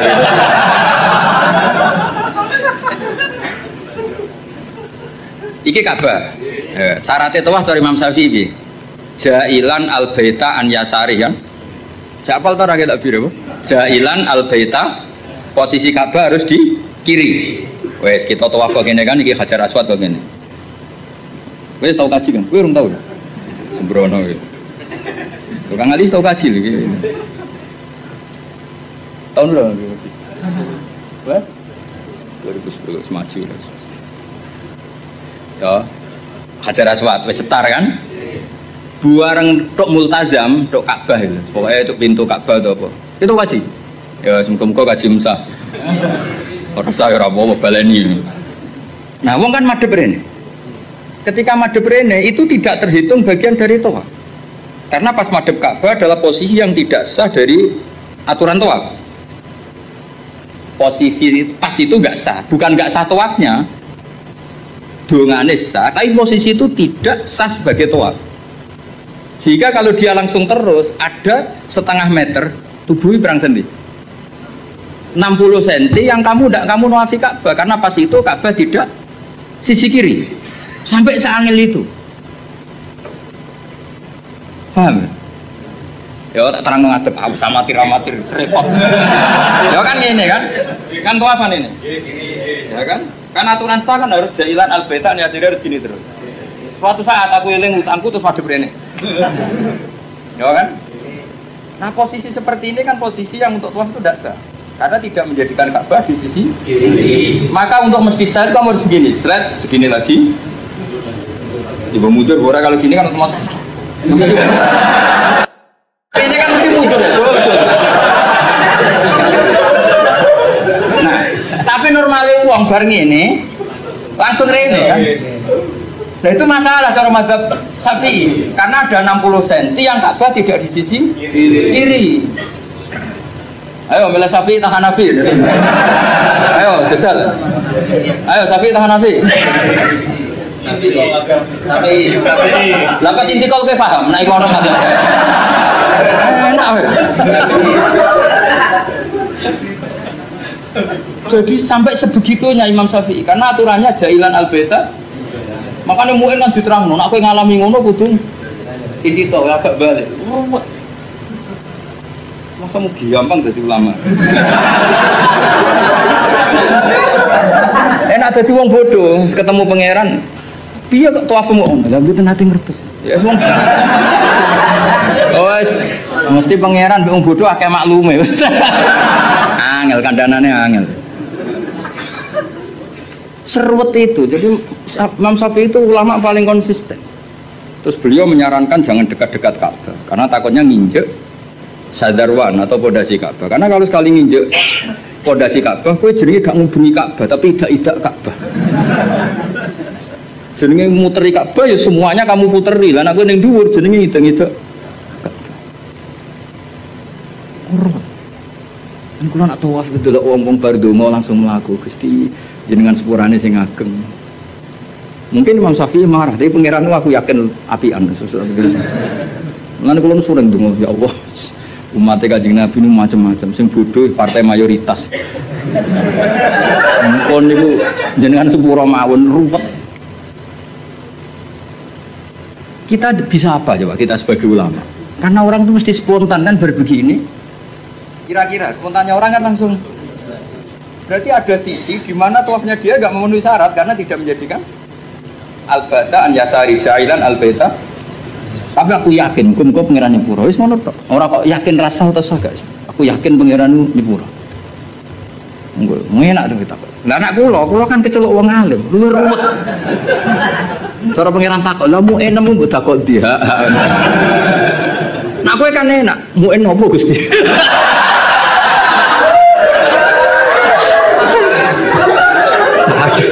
Ojo ora roh. Apa meneh nak kajimu adol Tegal adol sawah tambah sah. Mosok kaji dramatis gak sah. Yo sak akhir iki yo kajine. Srepet. Lan kula nu sering dikandani Mbah Mun. Wong iku wis ndongakno. Lan aku seneng model Kanjeng Nabi Muhammad sallallahu alaihi wasallam. Nabi iku wis pikirane mbek umate ndongakno. Kok nak memenuhi syarat dan rukun wis seruat. Tapi aku setuju Imam Syafi'i itu ilmu. Memang yang jenenge tawaf itu ya jailan al-baita an yasari. Ka'bah harus selalu di sisi kiri. Tapi masalahnya ada posisi di mana Ka'bah di depan kita. Nah itu kowe nak kepengin ikhtiyat iki sing urung-urung kaji sing wis kaji wis kadung ya wis. Wis ora usah nyesal wis. Kok tak golekno madhab. Nak ra ono tak golek-golekno. Nak terpaksa ra ono tak rayono pangeran wis supaya pangeran apian wae no. Donga aku ra mandi tak golekno Habib ta wali sing mandi. Kulon sering ketemu Habib alim tak jalu itu, tapi mboten kangge kula. Habib dongakno mati Nabi, koyo bahaya jenengan ya dongakno. Mergo nak umpama ibadah kok sesuai syarat dan rukun tuntas gitu. Ora tuntas piye? Wadang wong saking senenge Ka'bah iku nyuwekeli kiswa, dal kiswae minyakan. Apa itu hukum nganggo dam seneng Ka'bah kok ora oleh. Kula nanti ngandani, Pak anak tawaf men parek-parek Ka'bah. Lha pundi tawaf kok ora oleh parek Ka'bah piye malah. Ribet tok. Nyekel wangi, aduh ribet. Ora oleh nyekel. Wong ora oleh nyekel Ka'bah iku kiai opo? Aduh. Ribet. Mun wae sak karep-karepmu. Ribet. Di zaman kan eling kan aturan itu apa? Jailan al-baita an yasari. Orang itu menjadikan bait sisi kiri. Tapi biasanya ketika di multazam kan berdoa. Tapi aku terus mulane awas kan mbok tulis ning WA terus cara Gus Bak niku rasa. Cuma ngono iku sapa? Cara iku nuruti madhab. Garis dengan aturan jailan al-baita an yasari kan itu masalah. Masalah cara madhab. Tapi ini insya Allah cara Allah muga-muga ora masalah. Aja muni ra masalah ra ngukumi Allah, muga-muga jenenge donga. Apa meneh napas donga ngene ya Allah, terimalah haji saya. Malaikat sing akhirnya kebingungan, ditampa iku salah prosedur. Ora ditampa donga ning nggon mustajab piye jajal. Ayo jajal, cara kowe dadi malaikat ayo. Ayo milih ndi? Ayo milih ndi? Ditampa iku nyalai prosedur, ditolak dekne donga ning nggon mustajab. Milih ndi kaya dadi malaikat? Kowe milih ndi? Cara Jawa kabeh.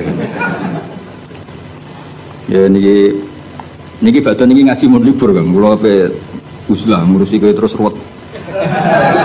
Mboten yen adat kula wae nek Rejeb libur, mengke Rejeb ruwah poso kula libur, mengke Sawal diumumno mengke ngantosi pengumumane Kang Ali. Ini maklar-maklar niki mengke sing umum. Mboten napa-napa maklar sae. Bahasa Arabe maklaru fuduli, apa? Jadi bae ana mustari. Lah wong ra bae ra mustari fuduli. Wa bai'ul fuduli la yasihhu. Bae fuduli ora sah. Tapi ada ngono Kang biasa kan. Justru bagus. Ga itimat be amalu bagus. Ben itimat ambek fadhole Allah Subhanahu wa taala.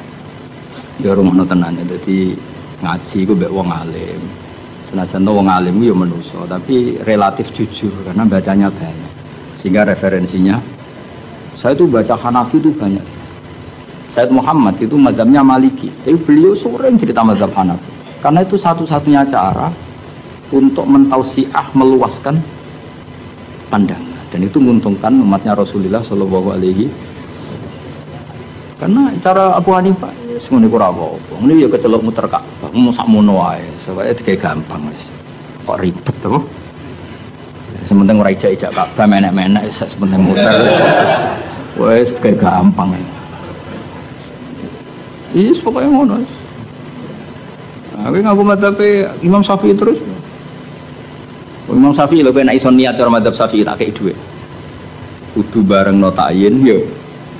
Bareng no niate salat iku apa, fardhu ta ora niku kudu dijelasno. Aja sedurunge A, mergo sedarane niat iku kudu sek mutaronan.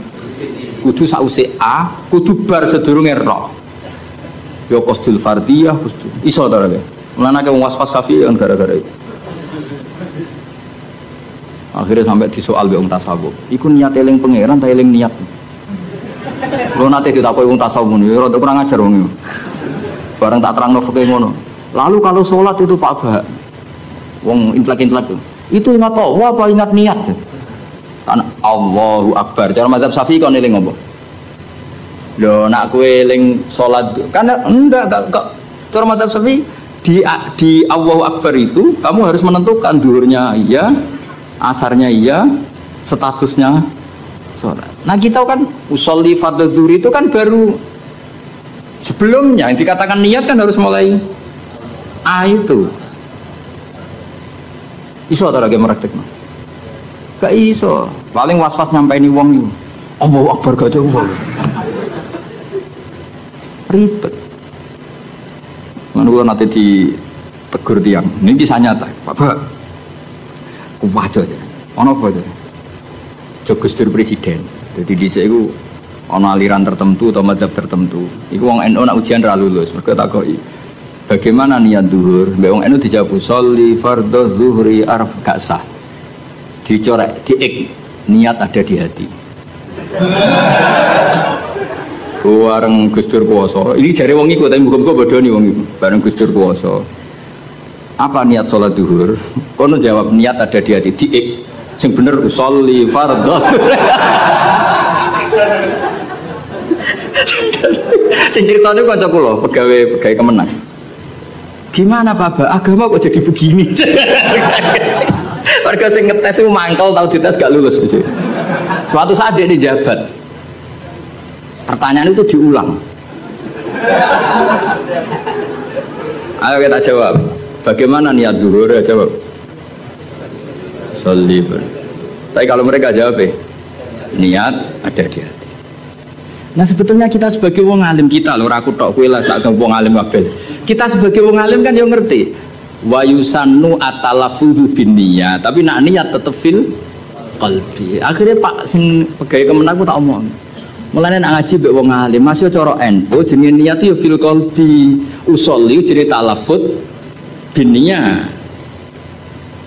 Tapi kita lah itu melok goblok. Usolli fadhuri ini atau niat dhuhur saja ya ora. Niat itu tetep fil qalbi. Lah nglafatna jenenge wa yusannu talafut binniyah. Berarti pas muni usolli iku niat wa talafut binniyah. Talafut binniyah. Ya tapi sing ngalim detail ini sapa zaman akhir. Mungkin orang yo tak kandhani. Tapi sementing secara politik mau. Bagaimana niatnya sholat duhur, usolli fardhu dzuhri diping. Yang benar niat ada. Suatu saat sing sitok puasa. Bagaimana sholat duhur niat ada di hati. Diping. Yang benar sholli fardhu. Ya Allah, Indonesia ono-ono. Ngono hukum rubah-rubah itu. Nah, terus saya ngono, gimana hukumnya kunut? Jawabnya, sunnah. Paling sitok hukum iki. Ya karena sing puasa sapa repot. Pun kula terusna. Mun terus ma'rifatu sababin nuzul. Utawi iki bab nerangno ngerteni asbabin nuzul. Dhuwetal kok militer ya. Kurang-kurang menit 27 ya. Nah cara kowe jawabnya kan 30 menit ini gak apa? 27. Detail tahqiq. Mergo urusan jam. Jajal takoki hukum.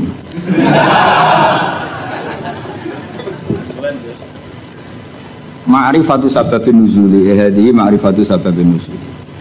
Asbabu te sabab wae sabab ma perkara nazala kang tumurun apa Al-Qur'an Qur'an li ajlihi krana are sebab. Ana sing maca nuzila kang tinturun apa Al-Qur'an Qur'an li ajlihi krana are sebab. Pokoke kula pesen teng jenengan nggih nak maca Qur'an syukur-syukur maknane iku anut Qur'an nggih. Maksudnya nama anut Quran ngeten nggih, sampean maca nazala dirujukna ning Allah nggih angsal, nazala nggih angsal. Mergo Quran itu ada 3 istilah yang resmi ada di Quran ya. Inna anzalnahu fi lailatul qadar, berarti anzala. Ada istilah tanzil, wa bil haqqi anzalnahu wa bil haqqi nazal. Berarti yang pakai sulasi mujarrad juga dipakai Allah, wa bil haqqi nazal. Ya. Wa qur'a seperti itu. Seperti itu wabil haqqi anzalnahu wabil haqqi nazal. Sebagian disebutnya wa nazalnahu tanzila. Jadi pernah 3 pakai istilah. Sulasi mujarrad nazala dipakai, anzala dipakai, tanzil. Makanya terus kalau kita ada istilah malam nuzulul Quran. Apa yang benar itu malam tanzilul Quran. Apa yang benar itu malam inzalul Quran. Ini wong kurang penggawean. Mergo inzal iku ning basane cah-cah iku maknane wis ngono. Dadi akhire kiai-kiai iku milih nuzulul Quran. Mergo kiai asline yo sah. Lho sah to wa bil haqqi anzalna. Nah anzalna masdare apa? Masdare apa? Inzal. Ya mosok master ngono mikir lho, cowok. Tapi nek diomongno inzal kan saru.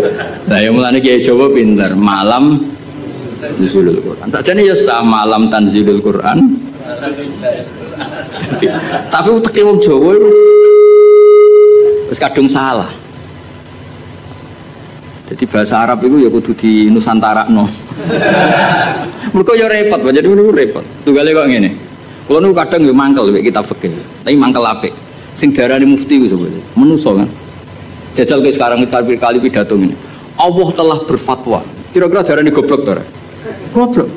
Padahal itu bener. Ya yastaftuna kaya qulillahu yuftikum fil kalalah. Ayo jajal mana nih? Allahu ta'ala yufti ku paring fatwa. Jajal kayak misalnya dadi kiai pidato. Allah telah menfatwakan. Kira-kira dianggap goblok atau alim? Oh goblok mesti. Fatwa itu kanggo MUI, kanggo ulama. Nah Allah itu gak fatwa. Padahal ana ayat qulillahu yuftikum fil kalalah. Coba afta yufti ifta. Lan aku akhirnya malah goblok daripada resiko. Kalau dereng nate muni Allah memberi fatwa begini urung tahu. Padahal aku ngerti asli ngono iku oleh. Daripada darani goblok. Nah goblok tenan ra apa-apa, Kang. Kan wis asli iki.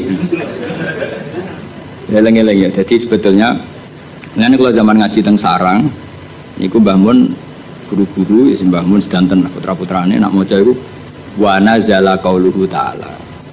Kadang diwaca wa nuzila qauluhu ta'ala. Mergo tiga-tiganya dipakai. Nama wa bil haqqi anzalnahu wa bil haqqi nazal. Terus mufassir sing dadi geger. Mergo mufassir itu dhe pikiran na anzala itu jumlatan wahidah minallahil mahfud ila sama'id dunya. Nak tanzil itu cicilan songko sama'id dunya diturunno sesuai hasabil waqa'a, sesuai kejadian. Nah sing sesuai kejadian ini jenenge diarani sababin nusul. Paham ya? Mulane angger sababin nusul itu mestine tanzil. Napa? Tanzil. Dadi sakjane iku ya sebenere iku malam tanzilul Quran. Mergo utawa kemungkinan bener malah malam inzalul Quran. Mergo kok Allah mahfud ila sama'id. Ya, tapi daripada salah paham. Ya apa? Ya nuzulul Quran. Mulane Kiai Jawa wis alim-alim tenan. Dadi milih sana kesodok sini, milih tengah-tengah napa malam. Sajane lugat resminya ya 3 tadi napa? Anzala, nazzala, nazala. Ya nak tanzil karuan kathah lho. Misale sing terkenal ning surat apa? Suara ya. Wa innahu latanzilu. Pokoke surat iku lah wa innahu latanzilu. Sak gak sing wa innahu latanzilu rabbil alamin nazala bihi ruhul amin.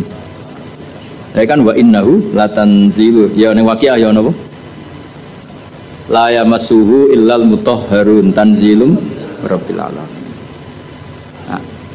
Nah mulane dawuh Mbah Mun kula jek eling dawuh Mbah Mun niku anak cara kubu sebelah, mbok sebelah ndi ora ora.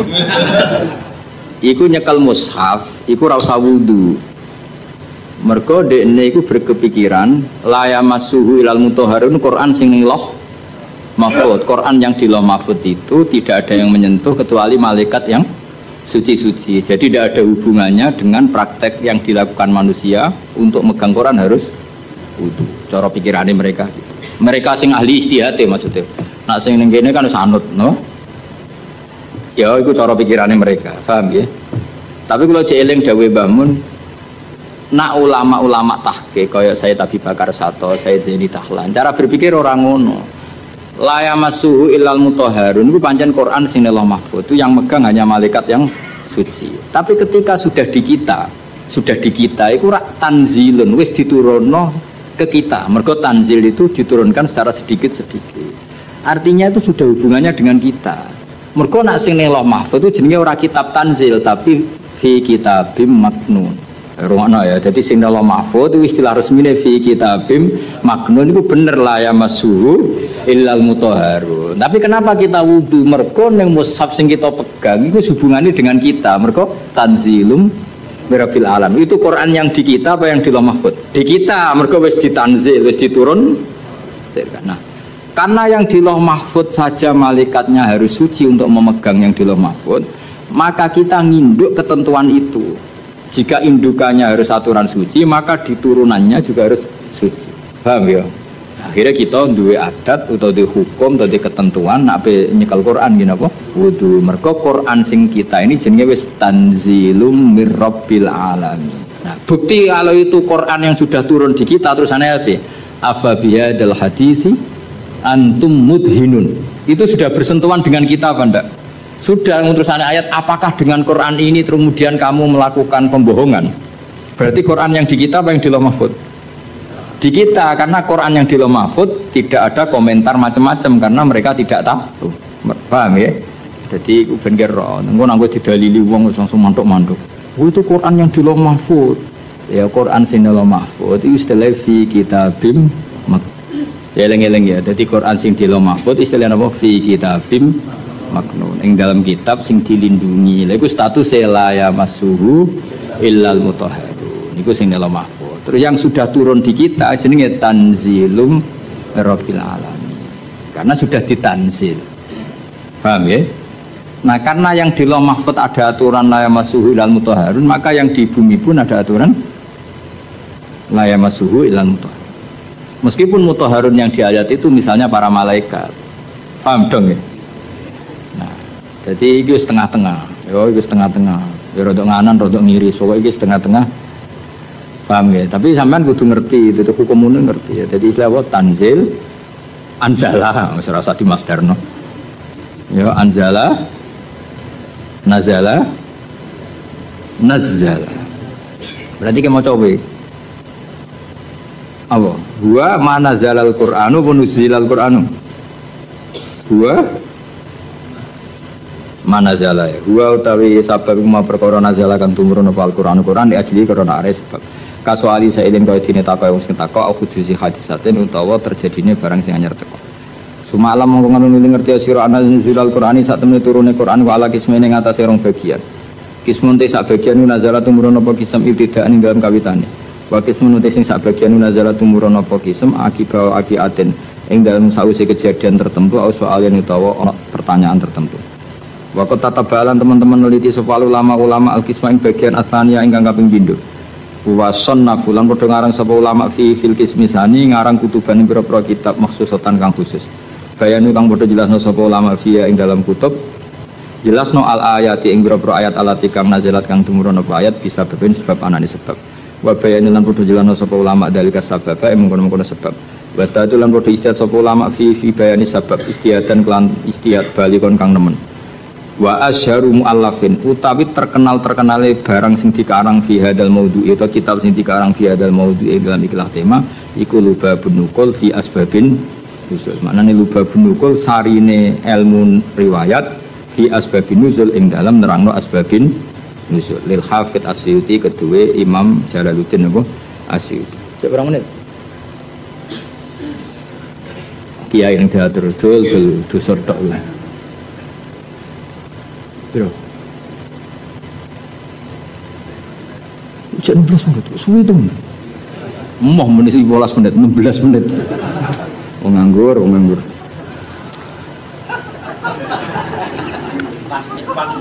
Pasti. Itu tuh gale kok santri imsak.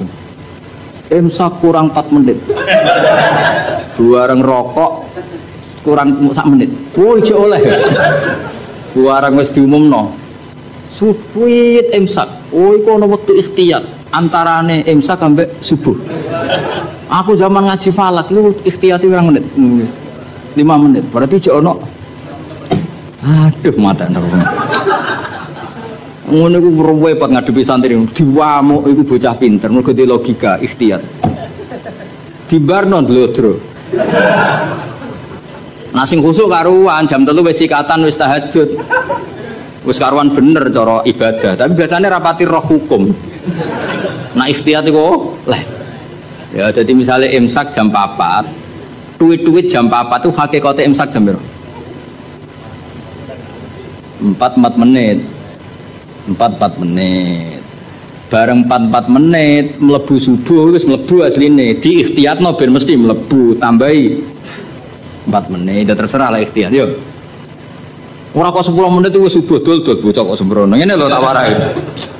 Misale imsak iku jam 4, hakikate kan sing bener-bener isap kan 4.04. Nak mbok gawe ihtiyate 4 menit.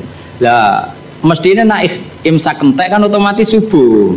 Berarti hakikate 4,4 wis subuh. Ben mesti mlebune di ikhtiyatno nah ditambahi. Ben mesti mlebu. Akhire benas sufi wal imsak ono ikhtiyat 8 menit. Lah santri sing beling nyongkone 8 iku ikhtiyat kanggo imsak kabeh. Akhirnya rokok dibuak baru Allahu Akbar. Maksudnya sadan niku lagi itu. Nah duit-duit ijek rokok. Lho lah ngombe kudu mbok terusno banyak cara kula fatwa kula lah nek misale wis tengah ngombe ya terusno ra apa-apa. Mesti ra apa-apa iku standar Indonesia mesti ana wektu napa ikhtiyar. Tapi masalah iso wae sing nuwit-nuwitno iku wis terlambat. Dong nggih. Baru didelok, lho wis subuh. Duit. Duit imsak padahal wektune wektu subuh. Lah nek cara kula nek ngombe iku gak keselek lereni. Tapi nek ngombe iku ngombe faktor keselek terus no, mereka darurat. Ini fatwaku ya. Gue setuju ya kena orang kurang ajar. Kadang wong tua orang nurut. Nak kowe ngombe kesel, ki wak darurat. Paham ya? Permangan gedang goreng terus gedang gorengnya wates sing goreng mbek ngamuk misalnya. Kesel lah. Kowe ngombe ana duit-duit imsak. Iku terusno ngombemu. Anggap bae jek ana wektu napa? Ikhtiar campur darurat ya. Siki kombinasi apa? Karena secara ilmu ketika diimsakkan itu sebetulnya belum imsak. Tapi nak kue ikhtiari maknanya itu ya normal kabeh, keadaan normal kabeh. Kue sebar ngombe 2 gelas, cuma saking biasa wong rakus wae, jadi tetep ngombe. Lha iku nak ana duit-duit lereni. Mergo iso wae sing ngebel iku wis telat. Dong ya. Iku setengah-tengah iku wis. Ya rodok goblok, rodok pinter, ya rodok ikhtiar itu kombinasi. Karena kadang wong poso itu pancen medhit tenan. Maksudnya medhit ngene. Wis bar ngombe sak gelas. Kok ijek ana wektu iku eman agak nyelesekno pakanane to apa. Mun kadang ya wis kiai tapi jenenge menungso. Jajal kowe wis kiai lah, wis kang ali wis kiai. Urung imsak karek sak menit terus ana gedang goreng sitok misale. Pilihan mbok pangan apa bar. Pangan mesti. Ndare kok. Kiai-kiai latihan ini kan. Padahal efeknya nak dipangan kan gak nyanda. Tua telel ya akhirnya kesel lagi. Waktu gale santri apa jamaah ijek rokokan. Nganti imami takbir ijek rokokan. Bar rokok dibuat bar takbir blu ijek metu. Mereka ambek melayu terus takbir, bar takbir blu Allah Karim. Ana sing lakone ngono. Ya akeh. Soalnya muka-muka disepuro pengiran. Dulu-dulunya aku seruat. Ya sisane mau dongo. Biyen waco. Ya dadi ikhtiar iku sakjane ngono. Tapi dadi ikhtiar itu ora kok ambek apa? Ambek imsak ambek subuh iku ora. Imsake entuk 4 menit. Nggo memastikan subuh mlebu tenan. 4 menit ora kok 8 menit wae imsak kabeh iku ora. Tapi wong-wong milih 8 menit itu dianggap sembrono. Wis dong ya. Sini-sini wong ngaji aku ra dong enak. Ana mbok simpolo dhewe. Sebaro iku sing kliru ya kowe ora aku. Mun kula terusna. Fawa itu ma'rifati sababin nuzul. Utawi iki bab nerangno faedah sababin nuzul. Wa fi hadal amal dan ikut tetap ing dalam amal fawaidu utawi beberapa faedah jalilatun kang agung. Minha setengah sanging fawaid ma'rifatu wajhul hikmati te ngerteni wajah hikmah al-baisati kang dorong ala tasiril hukmi ing atase disyariatane hukum. Jadi wajah hikmah sangka ngerti asbabin nuzul, kamu tahu filosofi hukum itu. Mereka ngerti asbabin kayak gini lah, misalnya asbabin nuzul Rabbana atina fid dunya hasanah wa fil akhirati hasanah wa qina. Itu kan luar biasa betapa baiknya Allah kepada kita. Ada orang yang orientasinya ketika di tempat mustajab hanya minta dunia. Terus Allah mengkritik itu. Yo jomo ke dunia njaluk dunia. Allah mengkritik itu. Tapi hebatnya Allah, baiknya Allah ketika mengkritik kita mau bakas dunia, Allah tetap nyuruh kamu berdoa Rabbana atina fid dunya hasanah wa fil akhirati. Artinya bukan berarti Allah ngeritik dunia terus muni, yo wis kedungu akhirat tok ora usah bakas dunia. Makanya sebetulnya sifat kedunya itu tidak mesti buruk. Buktinya Allah menyuruh Rabbana atina fid dunya asal dilakukan orang baik loh ya. Lah iya kan Dunyan pemenanasi mayakul Rabbana atina fid dunya terus wa malahu fil akhirati min wong ning tempat mustajab kok mau njaluk donya tok iku piye cek gobloke cara pangeran. Wong ning tempat mustajab kok mau njaluk donya iku cek gobloke. Lah hebatnya Allah ketika melarang itu malah wong ngendikan yo nak njaluk yo menisan yo donya yo akhirat. Lho saking apikane pangeran. Mesti nak cara pangeran gak apian ning mustajab njaluk akhirat tok ning donya kere ra apa-apa. Cara kira jera apa kira ya lara tenan ngawur. Ya tapi pengenan apik ane ngono, ketika ana wong njaluk donya tok malah dikandani lha opo ke njaluk donya tok. Wong ning tempat muni wae Rabbana atina fid dunya nah wa fil akhirati hasanah terus waqina adzabannar. Lu kan enak kan? Akhirnya nus mustajab yo menisan nak donga yo njaluk donya, yo njaluk akhirat. Yo ora usah mlebu neraka nek iso yo langsung waqina adzabannar. Jadi nah akhirnya kita akan ngerti betapa baiknya Allah. Asbabun nuzulnya karena seperti itu. Ada orang ketika di multazam hanya orientasi itu jaluk dunia. Terus sampai Allah delingno, laupo. Maksudnya laupo cek rugine kowe wong ning tempat mustajab kok njaluk hal sing sangat terbatas. Dunia itu maknanya sangat mbok donga menisan Rabbana atina fid dunya hasanah wa fil akhirati hasanah gitu. Mane bener bahasa Masari nek darane donga sapu jagat. Mane ki NU ora usah ngapalo donga akeh sing ngamini kesel. Isi kuwae Rabbana atina fid dunya hasanah fil akhirati hasanah. Sembun alhamdulillahirabbil alamin. Iku aman. Tapi kan wong kuwatir darani goblok kan. Mesti dungane sithik mesti ora wong alim kan. Akhirnya kan ibu-ibu suwi. Padahal tambah suwi ku tambah ribet kan. Kula jarang donga suwi.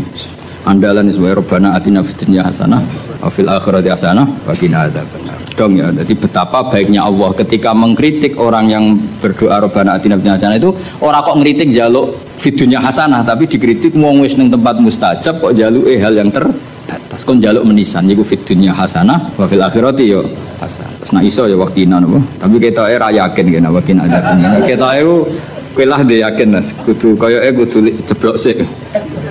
Lho ngono pangerane Maha Rahmat iso wae selamat enak wae. Tetep diwaca waklina ngedi jiwai wakilan kula aturi ngreksa panjenengan nak ing kita adzaban ing siksa neraka. Kula nak ndonga tak jiwai.